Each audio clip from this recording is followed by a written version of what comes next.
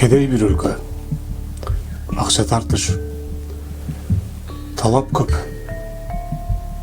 Жакшы эле ниеттерим менен шайлоого аттанганда көйлөнүп берип алган сөздөрүм бар.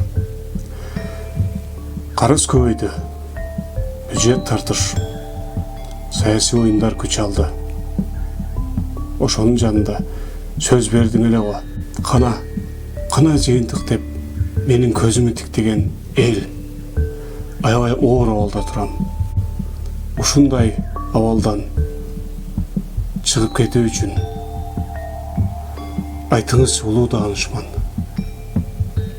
Мен эмне кылышым керек?